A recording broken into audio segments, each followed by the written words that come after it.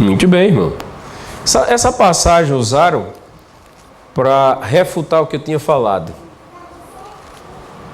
1 João quanto? 8, 1:8, né? 8. Não é isso? Se dissermos que não temos pecado,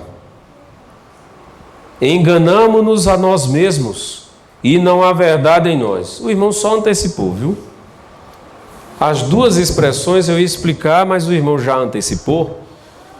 Essas duas expressões, minha gente, que nós infelizmente fazemos confusão e que nos leva ao precipício em relação a essa confusão, nós vamos entender que significa viver sem pecado e estar sem pecado. Aqui, quando nós temos, se dissermos que não temos pecado, enganamo-nos a nós mesmos e não há verdade em nós. Não temos pecado. A palavra pecado aqui não está se referindo a um verbo, está se referindo a um substantivo.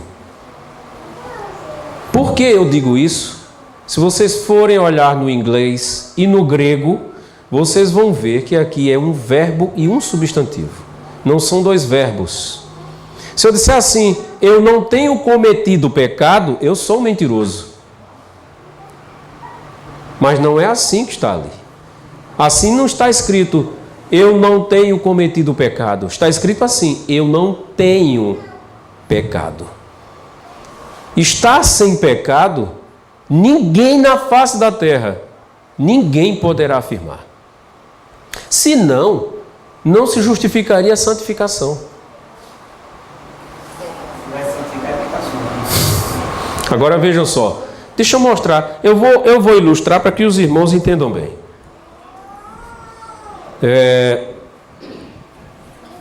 Deixa eu ver se eu pego aqui uma caneta e esse pedacinho de papel. Meus irmãos, entendam. Considerem que aqui são dois pecados, tá certo? Estão me vendo? Aqui são dois pecados. Eu só sei de um. Não sei do outro. Esse aqui está na minha ignorância. Eu vou pedir perdão a Deus por qual dos dois? Por esse, minha gente. Por esse. Quando João diz assim, se confessarmos os nossos pecados, embora esteja no plural, João está se referindo em particular a cada pessoa. Se nós confessarmos os nossos pecados, e se vocês forem ler Hebreus 12, 1, vocês vão ver que a palavra pecado está no singular, porque cada ser humano tem em si uma falha que é a principal. Repare bem, para aquele que furta, ele tem resistência em mentir, ele pode ter resistência em adulterar, ele pode ter resistência para outra coisa qualquer. Para aquele que adultera, ele pode resistir a um furto. Então, nem todas as pessoas têm a mesma fraqueza. Então, eu agora, não estou dando nome para essa caneta, que é um pecado, eu agora, arrependido, pedi perdão a Deus e abandonei. Correto, minha gente? Muito bem. Eu estou sem pecado. Aqui. Agora eu pergunto, eu sei da existência dele? Não. É por isso que a gente tem que entender que a perfeição é parcial e plena. A plena, minha gente, nunca vamos chegar. Mas veja a parcial. Eu pergunto agora para vocês, prestem bem atenção. Se eu não tenho conhecimento desse pecado, como é que eu me apareço diante de Deus? Puro. Ou não? Claro. Mas agora eu começo a estudar as Escrituras. E então me deparo com um versículo que me revela esse outro. O que é que eu vou fazer? A mesma coisa que eu fiz no começo. Então eu peço perdão a Deus por esse outro que me foi revelado. O que é que eu tenho que fazer com ele, minha gente? Mais um. Vocês entendam que à medida que vocês estudam as Escrituras, vocês vão descobrindo que há dessemelhança da sua pessoa para com Cristo. Dessemelhança de caráter é pecado, minha gente. Então, todos nós temos coisas que não sabemos em nossas vidas, mas das que sabemos, temos que abrir mão. Então, viver sem pecado é possível? É. Mas eu dizer que não tenho pecado, eu não posso afirmar isso. Também não posso afirmar que tenho pecado e sei que ele existe, mas não abri mão. A santificação é um passo atrás do outro, minha gente. Por isso que Paulo diz de fé em fé. O que é uma fé? Quando ele diz de fé em fé, é uma decisão, minha gente. Peço perdão por um pecado revelado, creio que fui perdoado, viu a entrada da fé? Creio que fui perdoado e purificado daquele. Dou mais uma passada. Não se justificaria João 1,7. O que é que diz João 1,7? 1 João 1,7. O que é que diz? Se porém andar na luz, como ele está na luz, mantemos comunhão com os outros, e o sangue de Jesus, seu Filho, nos purifica do pecado. Vamos ver os detalhes desse versículo? É importante. O irmão veio até aqui e fez comigo um cenário de reunião, não foi? Não foi isso? Aí diz o quê? Mas se andarmos na luz. Andarmos na luz significa segundo a palavra de Deus, minha gente. Porque logo em seguida ele vai dizer o quê? Como ele está na luz. Ó, quem é ele aí? Então, se eu estou andando na luz, pergunto para vocês, se eu estou andando na luz, como Cristo na luz está, estamos no mesmo ambiente ou não? Então estamos em reunião, não é isso? Não há possibilidade de pecado conhecido.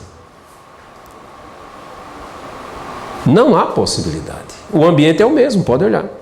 Como ele na luz está.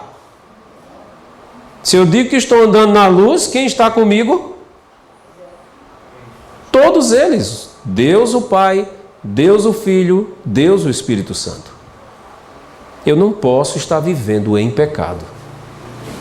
Pecado conhecido não se pode aninhar no coração, minha gente. A nossa vida tem que ser sem pecado. Vamos para Efésios 5:27. Efésios 5:27.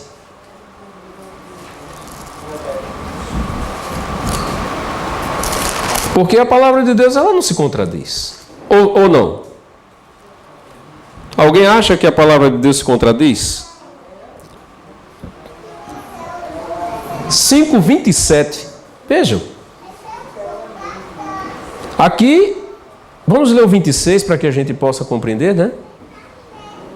Para a santificar. Isso se referindo ao 25 que diz lá, Cristo se entregou pela igreja para a santificar, purificando-a com a lavagem da água pela palavra. E o 27 diz o quê? Para a apresentar a si mesmo, igreja gloriosa. E o que mais? Sem mácula, nem ruga, nem coisa semelhante, mas o quê? Santa e irrepreensível. Quem é a igreja? Quem é a igreja? Não são essas paredes. Então, como é que eu tenho que ser? Será que eu estou enxergando bem? Glorioso. Por que glorioso? Por que glorioso? Não só porque estamos na luz, mas o caráter. O nosso caráter, nesse tamanho que nós estamos, é semelhante ao de Deus. E mais, sem mácula. O que é sem mácula, minha gente? O que é isso, nódoa? Pecado, minha gente.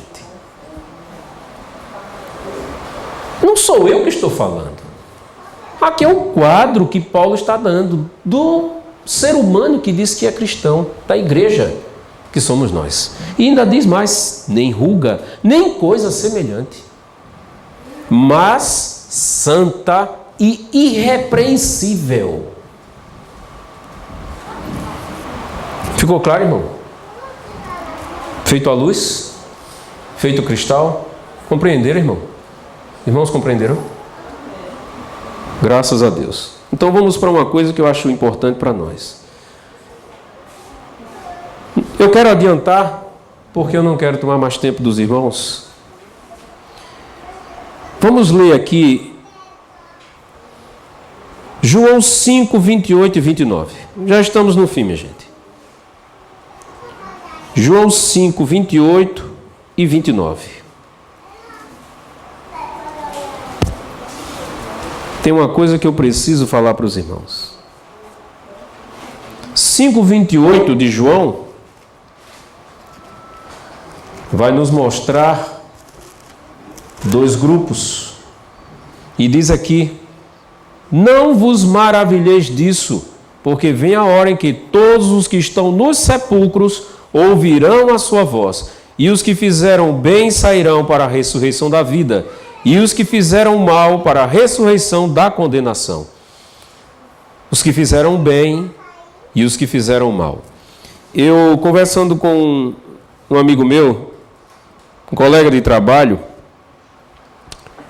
ele entrou na minha sala e disse: eu não sei porque eu vim parar aqui. Eu não vinha para cá. Eu disse: mas eu sei. É porque nós precisamos estudar a Bíblia juntos. E começamos a estudar as Escrituras. E chegou num determinado ponto, ele disse: ah, não, eu sei, eu graças a Deus, eu estou envolvido com um trabalho missionário, eu procuro fazer o bem. Então, não tenho vícios, né? Eu não faço coisas absurdas e tal. Então eu creio que esteja agradando ao Senhor. Eu estou praticando bem. Aqui faz uma diferença entre bem e mal. E eu disse a ele: o que é o mal? O mal? Sim. Ficou pensando, eu disse: vou te ajudar. O mal seria assassinato? Seria roubo? É. Só? O que mais seria? Eu disse: a gente precisa saber o que significa o mal. E hoje a gente vai saber. Meus irmãos, nós vamos abrir as Escrituras em 1 Timóteo 1, 8 a 11. 1 Timóteo 1, 8 a 11.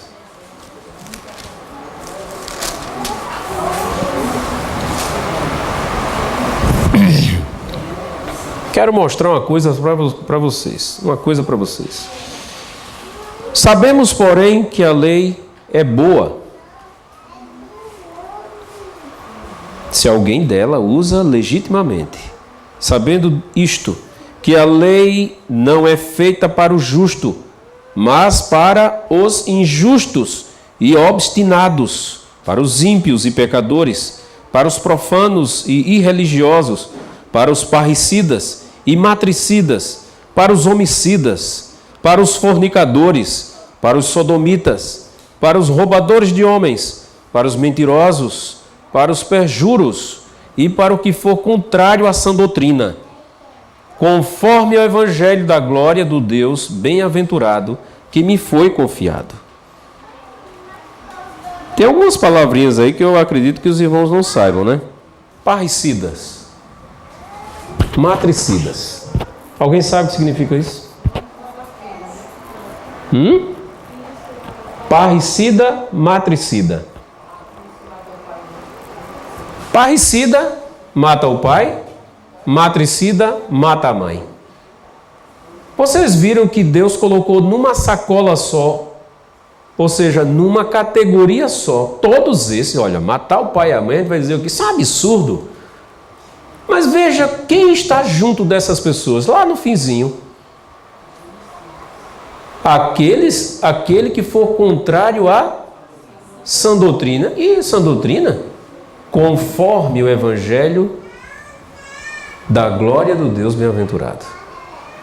A sã doutrina, minha gente, é a essência do Evangelho, está dentro dele. Deus compara uma pessoa que rejeita a sã doutrina como um que mata o pai e a mãe. Como um que mata o pai e a mãe. Então não vamos pensar que o mal é aquele que mata o pai e a mãe. O mal é aquele que rejeita o Evangelho. Vocês concordam? Sim ou não? Claro, temos que concordar. Então vamos definir pecado sem usarmos aquele chavão. Eu digo chavão que, embora tenha extraído das Escrituras, mas como as pessoas hoje estão fugindo, veja, 1 João 3,4 diz assim: o pecado é a transgressão da lei, não é isso? Mas aí nós temos o mundo inteiro já batalhando para tirar a lei da frente. A lei foi abolida. E assim fica fácil de dizer.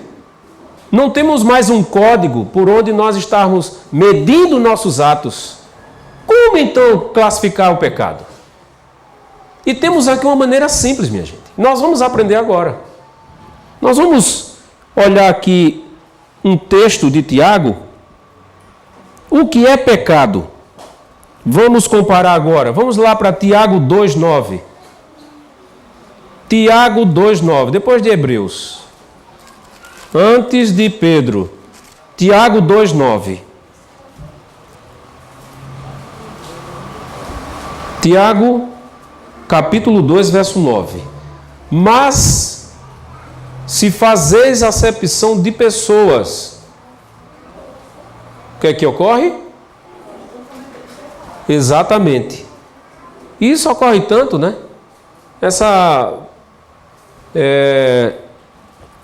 ocorrência virtual que eu falei aqui de Marcelo, de ter atendido primeiro o irmão Antônio, isso se chama o quê? Acepção de pessoas. Então, acepção de pessoas é o quê? Pecado. Viu que coisa simples, minha gente? Não precisamos ir tão longe. Agora, por que a acepção de pessoas é pecado? Agora nós vamos para Atos 10:34. Atos 10:34. Vocês vão entender agora por que a acepção de pessoas é pecado. Atos 10:34.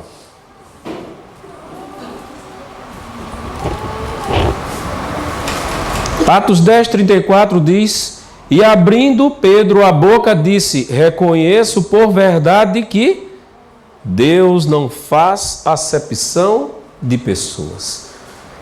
Então, a acepção de pessoas é pecado porque é uma atitude diferente da de Deus. Pronto. Definimos pecado da maneira mais simples possível. Tudo e qualquer coisa que eu fizer que Jesus no meu lugar não faria é pecado. Foi por isso que eu disse, aquele exemplo hipotético, né? Aquela hipótese que nós citamos aqui, de eu ter falado grosseiramente com a minha esposa, é pecado, porque Jesus não faria assim. Jesus não trataria ninguém com rispidez. Muito bem. Eu quero agora que os irmãos abram as suas Bíblias em Êxodo 34, verso 7. Êxodo 34, verso 7. Já estamos no fim, viu, minha gente? Êxodo 34, verso 7.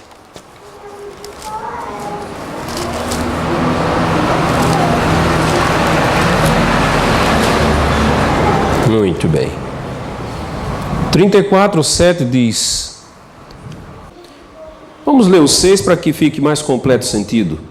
Passando, pois, o Senhor perante a sua face, clamou: Jeová, o Senhor, Deus misericordioso e piedoso, tardio em iras, e grande em beneficência e verdade, que guarda a beneficência em milhares, que perdoa a iniquidade, a transgressão e o pecado, que ao culpado não tem por inocente, que visita a iniquidade dos pais sobre os filhos e sobre os filhos dos filhos, até a terceira e quarta geração. No comecinho do 7, Moisés diz que perdoa a iniquidade e a transgressão e o pecado. Por que as três palavras juntas que parecem ser a mesma coisa? Alguém sabe dizer? Há algum tempo eu ficava olhando e disse, meu Deus, por que tem a mesma coisa aqui? Porque São João 3,4 diz que pecado é transgressão, noutra versão diz que pecado é iniquidade. Por que as três palavras estão juntas? Os irmãos sabem? Não? Então vamos saber, né? Vamos para Oséias 14, verso 9. Oséias 14, verso 9.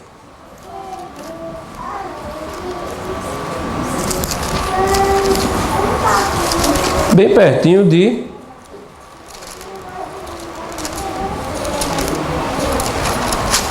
Amós, não é isso? Bem pertinho de Amós. Oséias 14, 9. E aqui nós temos: quem é sábio para que entenda estas coisas, prudente para que as saiba, porque os caminhos do Senhor são retos, e os justos andarão neles. Está vendo aí, irmão Antônio? Os justos andarão neles, mas os transgressores neles cairão. Então, os caminhos do Senhor são retos. Primeira coisa, minha gente, que nós vamos ter que entender. Vamos ler um outro versículo, depois eu volto. Deuteronômio 5,32. Nós não vamos esquecer. Os caminhos do Senhor são retos. Deuteronômio agora. Deuteronômio 5,32. Para nós ganharmos tempo. Já estou passando da hora. 5,32. Acharam? Ora, os caminhos do Senhor são retos. E aqui no 5,32, Moisés assim admoesta: olhai, pois, que façais como vos mandou o Senhor vosso Deus. Não declinareis nem para a direita, nem para a esquerda. Então são retos mesmo, né? Nem para a direita, nem para a esquerda. A outra passagem, Levítico 19, é bem próximo. Levítico 19, 35 e 36. É só você voltar. 2 livros, né? Levítico 19, 35 a 36. Então veja aqui. Não cometereis injustiça no juízo, nem na vara, nem no peso, nem na medida. Balanças justas, pedras justas, efa justa e justo interesse. Eu sou o Senhor vosso Deus, que vos tirei da terra do Egito. Então, o que é que significa transgressão, iniquidade e pecado? Minha gente, a palavra pecado é uma expressão abrangente. Já transgressão e iniquidade, não. Os caminhos do Senhor são retos, não é isso? Olhe só. Progressão é uma palavra composta. Ela tem um sufixo, progressão. Essa primeira significa movimento. Digo, a segunda significa movimento. Imagine que agora eu estou marchando. Ó, vou ficar de lado para vocês. Pronto, eu estou marchando. Estou saindo do lugar? Não, né? Então agora eu vou colocar um prefixo em mim. Eu sou gresso, mas eu vou colocar agora um progresso. O que é que vai acontecer comigo, minha gente? Vou para frente. Muito bem. Parei. Comecei a marchar de novo. Tirei o pró, coloquei um ré.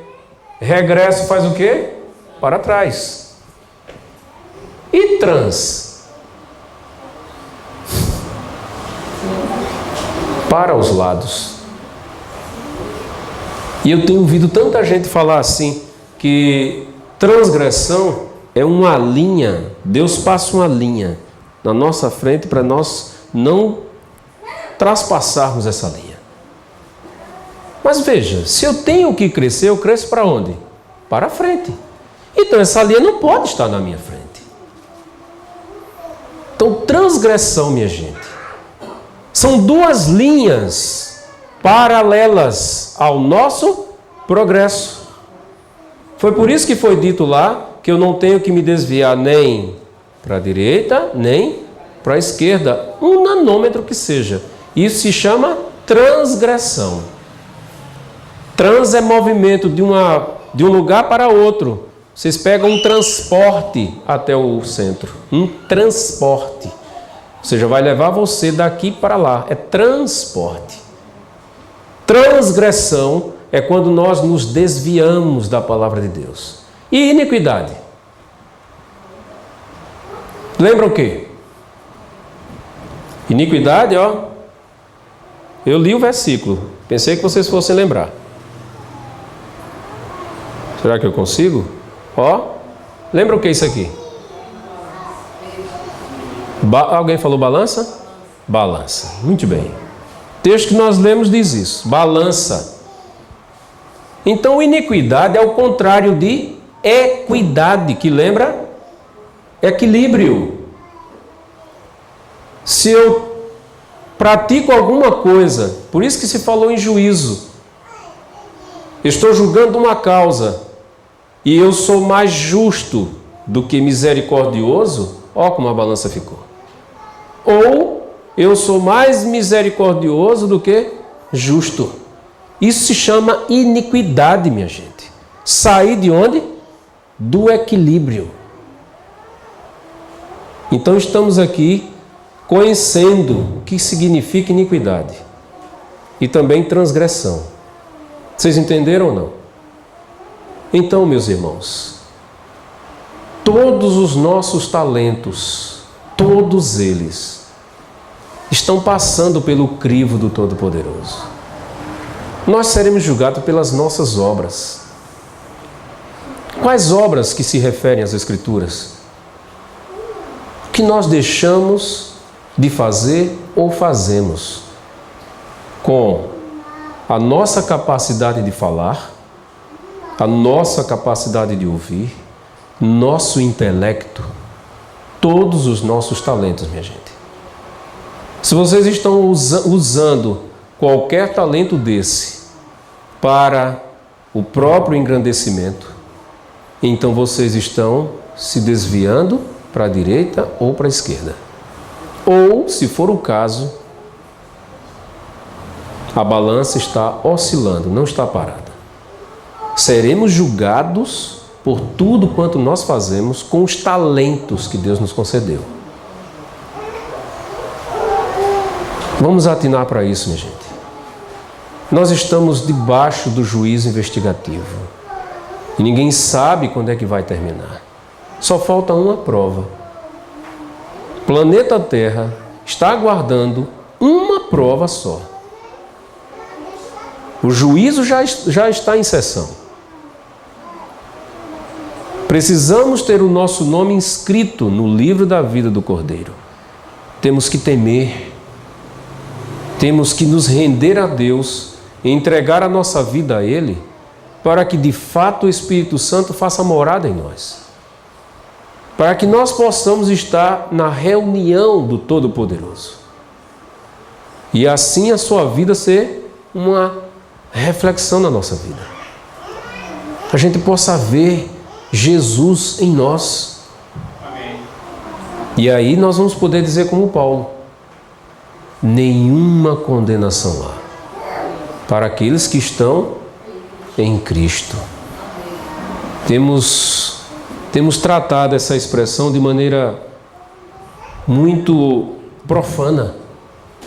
Estar em Cristo não é como muita gente pensa, não. Ter um cargo na igreja, devolve o dízimo certinho. Estar em Cristo é estar na luz. É viver sem pecado. Que Deus possa nos conceder, antes mesmo da alvorada do sábado, todos nós, minha gente, sem exceção, todos nós desfrutarmos de um novo nascimento. Todos nós sairmos das trevas para a sua maravilhosa luz. E isso é possível, minha gente. Se não fosse, nós não estaríamos encontrando a palavra de Deus nos dizendo isso. Quantos creem nisso? Amém. Graças a Deus. Graças a Deus. Que ninguém me refutou aí no coração, né? Fico feliz por isso. Em nome de Jesus Cristo, minha gente, eu imploro a vocês, vamos nos render, minha gente. O que Cristo fez por nós? Abandonou o céu para vir para cá. Abandonou, quero dizer, deixou. Deixou o céu para morar aqui, minha gente, para ser um de nós, arriscando perder também. Com um propósito infinito, de poder agora vir e dizer: eu não morri por vocês em vão. Vamos fazer como aquele leproso que depois de curado voltou para agradecer. Vamos pedir agora em oração, vamos nos ajoelhar, uma vez que a hora já está avançada. Orem aí nos seus corações. 30 segundos é o suficiente para nós dizermos: Senhor, me faz levantar daqui limpo, puro, para viver na tua comunhão. E aí eu faço a oração seguinte. 30 segundos.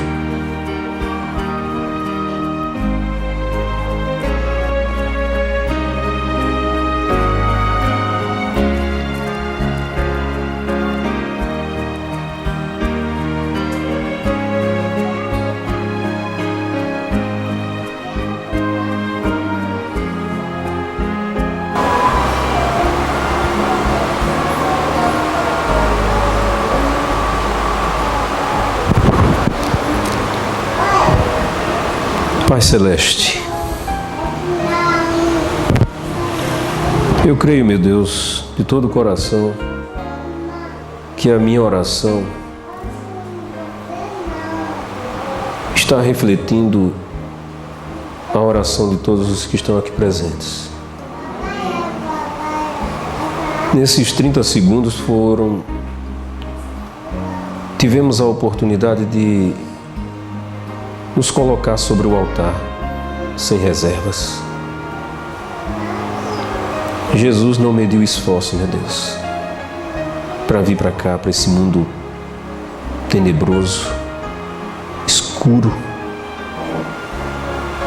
para nos iluminar, a fim de que, se quisermos também andar na luz, nós vimos, meu Deus, por Tua palavra, rica e poderosa, de que é possível nós vivermos como Jesus viveu, porque o Espírito Santo nos concede o poder para isso. Mais uma vez eu te peço, se a nossa fé, meu Deus, ainda é raquítica, que cada dia ela aumente, não seja do tamanho de ontem, seja outro, seja mais forte, e que esteja buscando, meu Deus, até receber. Seja persistente pela cura, para que de fato os nossos nomes sejam escritos no Teu livro, porque em nós os frutos da Tua vida sejam vistos. Nos ajuda, meu Deus. Ajuda-nos a abandonarmos a incredulidade. Ajuda-nos a não colocar uma interrogação onde o Senhor pôs um ponto final. Nos faça levantar daqui, filhos do Senhor. Leva-nos para os nossos lares, na paz, na proteção dos Teus poderosos anjos, e que a unção do Espírito Santo, ó meu Deus, não tenha sido em vão, mas que já voltemos para casa confiantes de que já fomos perdoados e lavados para a honra e para a glória do teu santo nome. Em nome de Jesus. Amém.